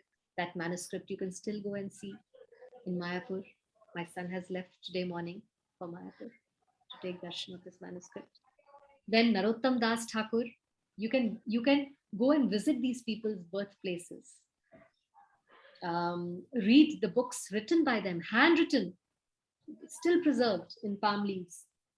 Vishwanath Chakrabarti Thakur, Jagannath Das, Bhakti Vinod Thakur, Gaur Kishore Das Babaji Maharaj, Bhakti Siddhant Saraswati Thakur, and finally Srila Prabhupada, who has translated this. So this is authentic and bona fide. It's coming down from a rich history of spiritual masters who have preserved it as it is. That is why we don't call it Bhagavad Gita. Because market mein 1,000 Bhagavad Gitas hai. Yeah, that was my next question. Very badly written by, translated horrendously by film stars, politicians. Shlok ka matlab hi badal diya. That is why we call it Bhagavad Gita as it is. Bilkul kuch nahi badla. As Krishna spoke 5,000 years back, it is coming to you. Because what is as clear as the sun does not need to be misinterpreted or reinterpreted. Interpret करने की जरूरत ही क्या है? जब कृष्ण बोल रहे हैं अहम सर्वस्य प्रभवो, मैं ही भगवान हूं, तो इसको आप ट्विस्ट करके क्यों बोलोगे? No, actually Krishna is not God. He just meant that we are I am God. He is within us, so I am God. इस तरह के interpretations आए. एक तो ऐसा horrendous interpretation पढ़ा हमने जिसमें वो बोल रहे हैं कि कृष्ण तो हुए ही नहीं, कुरुक्षेत्र तो है ही नहीं, Kaurav Pandav to हुए ही नहीं. Actually, Kaurav means left hand, Pandav means right hand, and Krishna means I am the body. ऐसे लेकर पढ़ो भगवद गीता को. You will get nothing out of this Bhagavad Gita, which is translated by Pakhandis. But sometimes reading Bhagavad Gita as it is also very difficult to comprehend and understand. That's why it is written in the Bhagavad Gita only that you need a spiritual master. Guru bina gat nahi. You need a guru. You need a person who has already seen the truth. What is that verse? Tadvidi pranipatena pariprashnena sevaya. Updekshanti te jnanam jnaninas tattvadarshina. Tattva means the truth. Darshina, जिसने तत्व का darshan कर लिया है, he is the person who will guide you. And how do you approach him? Tadvidhi pranipatena pariprashnena sevaya. Humbly, submissively, you inquire from him and you render service to him. But no need to have blind faith. You inquire. Let there be a dialogue. Nowhere in Vedic Dharam do they say that I'm God, just do it as I'm saying. Don't ask me anything. In fact, Bhagavad Gita is made out of a dialogue. Arjun ने कुछ पूछा, कृष्ण ने कुछ कहा. अर्जुन ने कुछ counter argument दिया, नहीं मैं नहीं कर सकता, फिर कृष्ण ने कुछ बताया. फिर अर्जुन ने कहा नहीं ये भी नहीं मैं कर सकता, फिर कृष्ण. It is dialogue. परिप्रश्नेन सेवया. And in the end what does Krishna say? He doesn't say आप तो मैंने विश्व रूप दिखा दिया, तुम्हें कोई शक है, now just go and do it. तब भी उन्होंने ऐसा नहीं बोला. ही सेड यथा इच्छसि तथा कुरु. अब मैंने तुम्हें गुह्यतम गुह्यतामाम, मैंने तुम्हें most confidential most secretive information दे दी है. नाउ यथा इच्छसि तथा कुरु, जैसी इच्छा हो वैसे करो. Okay, so he is giving back the power to you. You decide.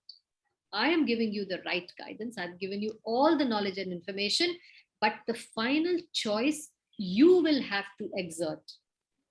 You cannot remain undecisive, and you cannot remain guided by false philosophies just because they suit you. But exert in what? Exert to identify the guru. Exerting your choice by deciding, yes, I will follow it. Yes, I will follow this process. ये जो मैंने आपको बताया ना. Yeah, but my Yeah. from a I understand that, but as I said, it becomes very difficult. So when you said that you have to identify a guru, right? It has to be through a process. How does one encounter that? Because honestly, when I started reading this, it was very difficult for me to comprehend, understand. Then I switched to another version written by someone else, which had some elaborations, which made it little easier for me to understand from a day-to-day life perspective. So Because did you try, when you found it difficult, did you try contacting somebody? no, I mean, for me, no, I don't know. That's what I'm asking. When you said search guru, I mean, how do we search? Like if a layman like me, if I'm trying to enrich my spiritual or enhance my spiritual knowledge, maybe after so many years, okay, I'm 46 now, and I want to, up till now I was probably on a different spiritual path, and now I'm trying to search the right spiritual path. How do I encounter? So I started on my own. So how does Again, one find the way? by inquiry. Tadvidhi pranipatena pariprashnena sevaya. For example, abhi aap aaye hain, you are listening to these sessions that we have been doing for 5 weeks now. So much of shastric information, so much of evidences are being presented to you. Walk to your nearest ISKCON temple. Go there and hear it from the acharyas there. Sit in those classes, interact with those people. You will get your direction from there. Okay, ISKCON temple. पहले आपको association लेनी पड़ेगी. साधु संगा सर्व शास्त्र कोय, love मात्र साधु संगा सर्व सिद्धि हो. Only by the association of saintly people, only by the association of devotional people will you be able to get the answers to your questions. Materialistic world में materialistic लोगों के साथ रहकर spiritual knowledge तो नहीं मिल सकती, या spiritual understanding तो नहीं मिल सकती. Okay. So I encourage all of you to visit your every Sunday. ISKCON all over the world has a love feast program. It's called a love feast program, where they spread love to everyone. They have a short class on Bhagavad Gita, very, very easy to understand. There is Kirtan, which is mantra meditation, chanting the Lord's names. So actually Kirtan is Sang Kirtan. This has been introduced by Chaitanya Mahaprabhu. So one is mantra meditation that you do by yourself in solitude. And then you do a congregational chanting of the Mahamantra. That is 1,000,000 times more powerful, because the congregational energies of all the devotees are working together. So you get drenched, your soul gets drenched in the mantra meditation being chanted by everyone collectively. That's much more powerful.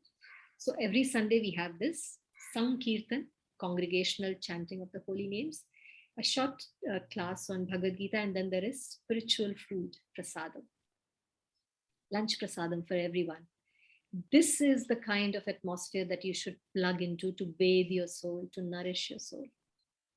And slowly, by association with the sincere practitioners of Bhakti Yoga, you will start getting answers. You will start developing a taste for mantra meditation. You start developing a taste for the process, because it's a process. Tel dheere dheere hi niklega, grind karke. You will not get nirvana tomorrow. It's a process. And you need sincerity, and you need association of those people who are also following the same process. So you can begin every Sunday by going to whichever is the nearest center. Plug into the program. And as you go and meet those people there, you will start connecting. You can ask questions to the speaker after class. And they're always, and everything is free. We are spending so much of our time, our resources, just to share this knowledge with everyone free of cost. All our sessions are free. Our prasadam is free.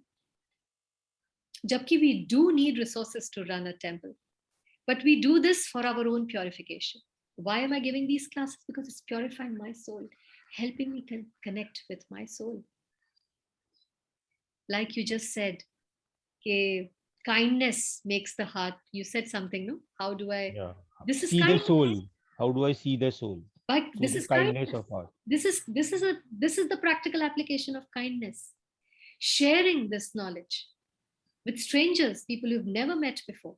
Investing so much of your time and resources to share this knowledge. This is only out of compassion, to help all those people out there who are genuine seekers but are struggling because they have not been giving the right guidance. So when you find something that's genuine and bona fide, you share. You don't keep it to yourself. You don't hoard it. You share. And that's what starts purifying your soul. And the process is joyful. You start getting joyful. Yeah. So I think 12 o'clock hota hai sabhi mandiron mein. Hamare mandir mein bhi aaj hai. So I'll be going straight to the ISKCON temple today. By the way, happy Ekadashi, everyone. Today is a very, very spiritually potent day, Ekadashi. Ekadashi means it follows the lunar cycle of the moon. So 11th day after full moon is Ekadashi, and then 11th day after no moon, Amavasya, is Ekadashi. And moon has a very powerful effect on the human body and the human mind. आपने देखा होगा पूर्णिमा और अमावस्या की रात को मछुआरे भी नहीं जाते fishing करने, because on the full moon day and on the no moon day, the ocean is very rough. The rays of the moon create a lot of havoc on the ocean. So rough seas mein fishermen don't go. Similarly, our body is made up of 70% water. The effect of the moon is very big on Purnima and on Amavasya. And hence, for our own sanity, mental sanity, and our physical sanity, it's best to abstain from grains. Be on a diet of seeds, grains, milk, fruits. But do not eat grains. They harm your body and they harm your mind. So we always observe Ekadashi. It's twice a month. It's like a detox.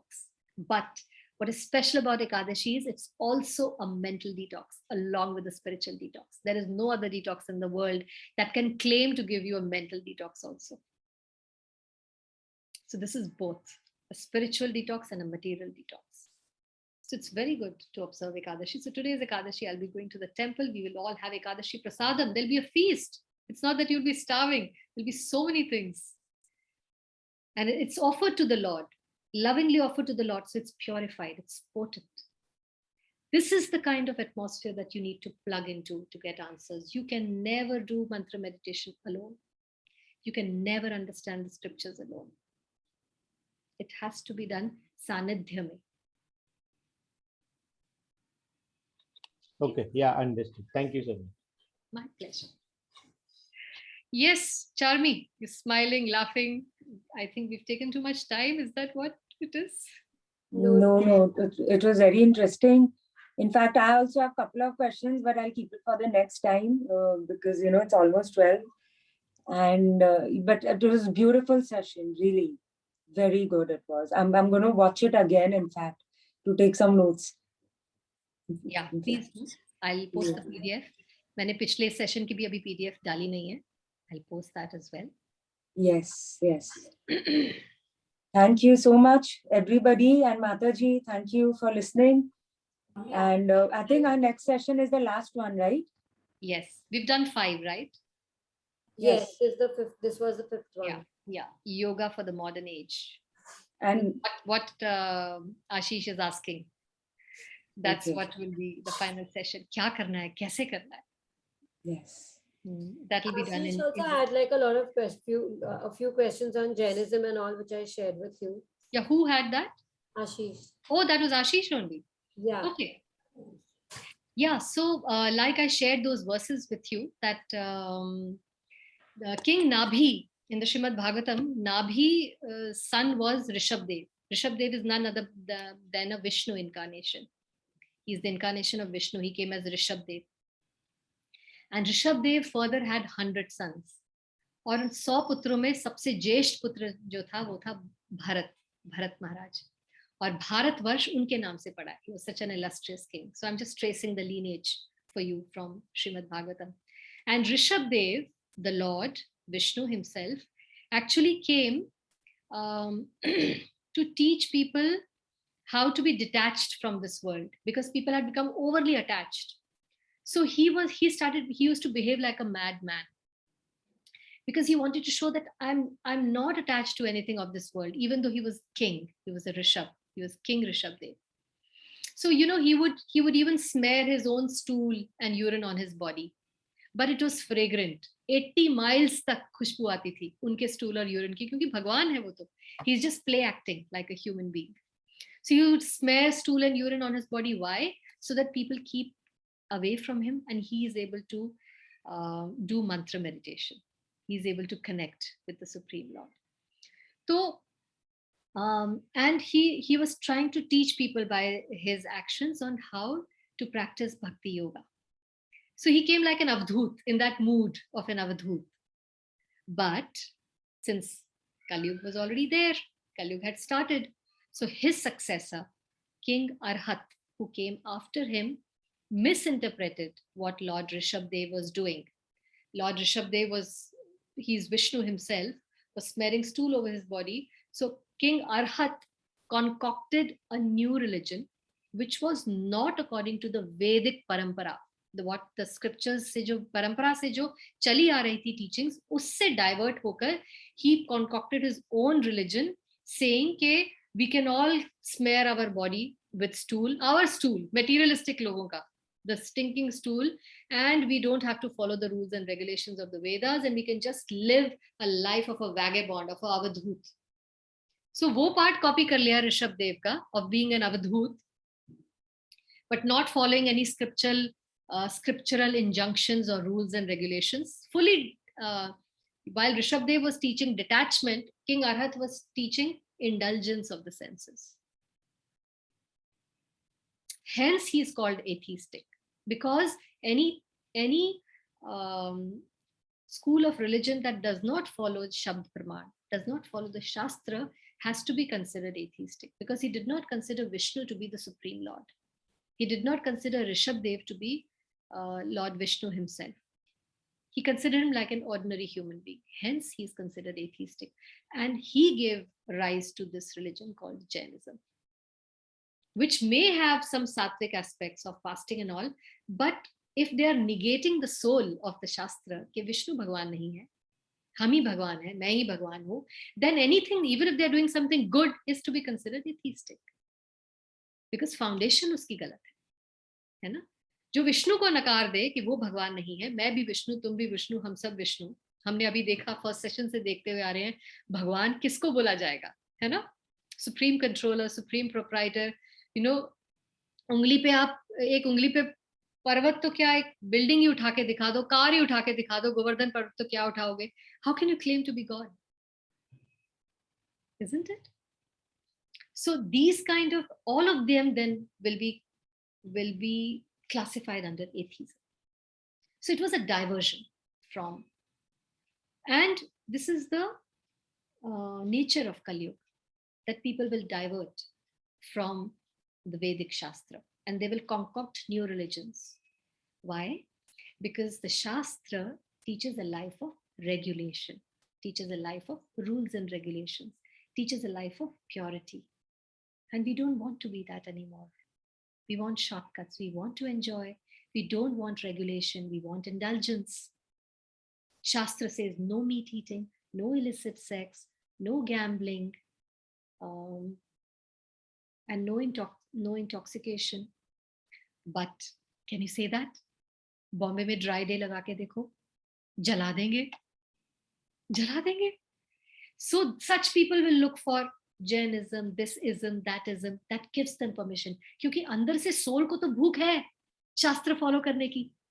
तो soul को झूठा satisfaction देना कि नहीं तुम शास्त्र follow कर रहे हो लेकिन पियो. It's okay to have illicit sex. Osho ने करवाया.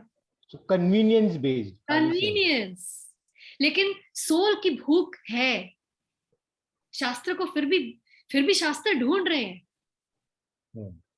Because the soul is wanting that, but उसको real food नहीं दे रहे हैं. So they are, so इसीलिए psychiatrist के offices भर रहे हैं.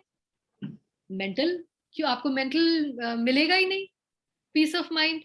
If you keep on indulging on the body, how will your soul get satisfaction? We are all behaving like that old woman. That's a very good example in the Bhagavatam. Scrubbing the cage, not feeding the bird inside, and then complaining, oh, the bird doesn't interact. Refund me my money. I'm going to sue you. Now you understand how important. Yeah, I think it is much clearer now. Just one more thing, if you have 2 minutes. So when when Jains worship Lord Mahavir, so my question which was there, when we did God, when you explained in one of the session gods, like Krishna says start, okay, then we had all the other demigods and everything. So is, like you said, Arhat was the one who concocted this new religion. So who is Lord Mahavir then? Was he a person who called himself to be God, or it was people who took him to be God? Because I see a lot of Jains worship Mahavir, Lord Mahavir, or whatever you call him. So because I didn't see that name in the that process flow which you explained that day, like how gods, we say Krishna, Shankar, and then they're demigods and all those things. So who is he? Is he an ordinary person? Ordinary. He's like a human being like you and me, who had birth and death. Okay. He may be a saintly person. I don't know. I haven't read much about him. I can check. Okay. He could be a saintly person, but unki teachings ho sakta hai misinterpret ki gayi. But he was not a Vishnu Tattva. He is not Satchidan Anand. He was not born. He's not unborn like Krishna. Krishna doesn't need to be born from anyone, right?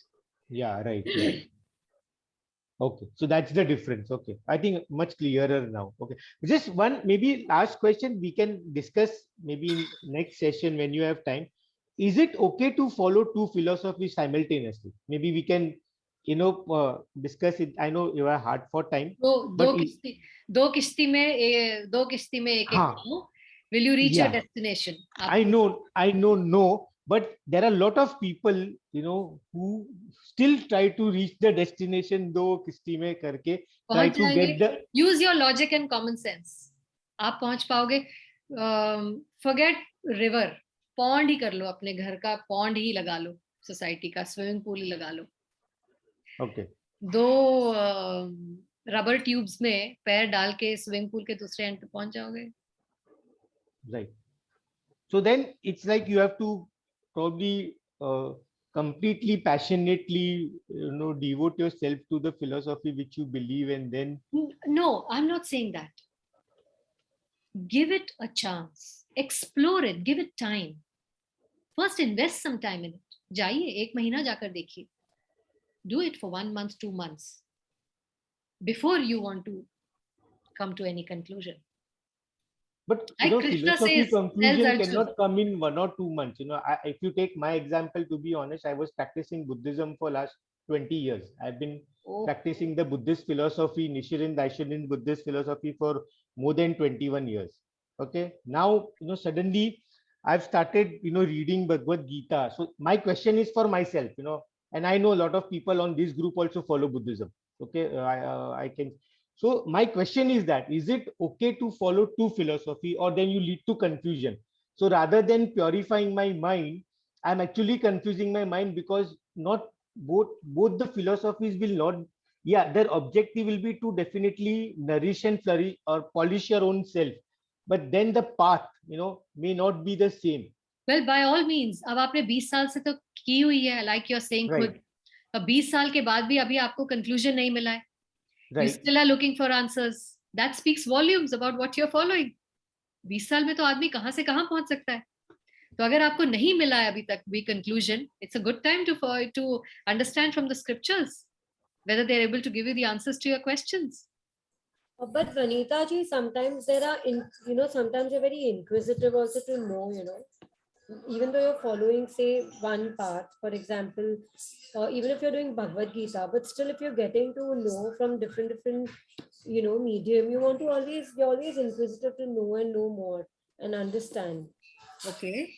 So it's not that, you're following two paths, but it's just that you're gaining a lot of knowledge and you're No, expanding. but that I feel knowledge needs to be applied into your day-to-day life. Yes. Unless and until you apply the knowledge into your day-to-day life, it is only a theory. I'll tell you how we look at it.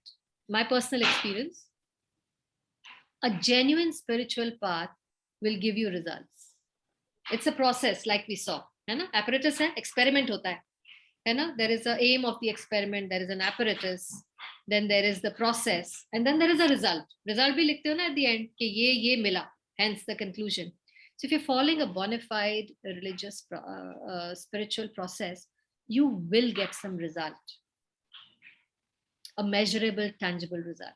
No, but still, even if I've got a lot of results, miraculous results in the last 20 years. I will not say that I have not got results, but still, with maybe, yeah, the soul is asking for my quench for my thirst, for really understanding, what is the true philosophy. Yes. That is leading you to explore some. Like Charmi said, by all means, go ahead and do both. No, but then that's my question is, do both, but can that lead to confusion? Because no true philosophy. In fact, it will give you clarity. In my class also, I take Bhagavad Gita class for the last 4 years. There are a couple of ladies who were doing Buddhism for 10 years, up to 20 saal se ho, 10, 12 years. But there were many questions that were unanswered. Yeah. Which that's what they shared with me, that they found the answers to all these. These are the basic questions. Who am I? Who's God? What is my relationship with him? And why am I here? And where am I going to go from here? What am I supposed to do? Why am I unhappy? Oh, by the way, next session would be, why do bad things happen to good people? So there are 2 more sessions, actually. I think this is great. This is the 4th one, I think. Yeah. Yeah. Right. This is the 4th one. Now. Yeah, 4th one. Who am I? Yeah. So why do bad things happen to good people is our next session. Oh, I thought it's discover your permanent happiness. No, the last one is yoga for the body. Why bad things happen to you. So follow Shabd Praman. Again, I would say follow Shabd Praman. Follow authorized scriptures. Okay. Please visit the Sunday Love Feast program. You will get answers to it's shut in the town wala Hare Krishna. Sorry? They've shut it for the time being. Still it is shut? Yeah. The Babulnath one. Yeah, the Babulnath one. Okay. Babulnath, I don't know that. The chapati one. Chapati. Chapati. Yeah, Yeah. chapati. Okay, एक जुहू है, एक चपाती है. Okay. हाँ, Yes. chapati. Okay. Okay. Thank you so much. I think. My pleasure. There are online Gita classes going on. You can, there are online. Oh, by the way, this Sunday or maybe next Sunday, say the entire Bhagavad Gita, 18 chapters in 18 weeks. So, एक class में एक पूरा chapter हो रहा है. You can do that crash course online. How do we get the link? Yeah, I'll- do share us the details. I'll about share it that. on this group. Yes. So if the temple is shut, please plug in online. Yes. Yeah, we can all do that. So you can do this course, 18 week. You will do the entire Bhagavad Gita. It's a crash course. Wow. Are you taking it? Yes, I'm taking it. Lovely, lovely. So Okay. let's do this together. Then Vanita, is it 18 week or 18 days? weeks. It's Okay, once so a week, every Sunday. Okay. Who nobody can give this much time. So that's convenient to everyone. जैसे हम अभी कर रहे हैं, हफ्ते में एक बार मिलते हैं. So I'll send you the link. Register on it. Register Yeah. yourself, your name, whatever, email ID. Then you will all be added to a WhatsApp group for that 18-week course, and then you can do the course together. Sure. Lovely. Yeah. Thank Okay. you. Thank you so much for your Thank you so much. enthusiasm. Hare Krishna. Hare Krishna. Hare Krishna. Hare Krishna. Hare Krishna. Krishna Krishna. Hare Krishna, Hare. Hare Hare. Hare Hare Rama. Rama, Hare Hare Rama. Rama, Rama Rama Rama, Hare Hare Hare. Hare. Srila Prabhupada ki jai. Jai. Sai Gaur Thank you. Premanande. Hare Hare. Hare Hare. Thank you. Thank you so much. Thank you. Thank you. Thank Thank you. you. Bye bye.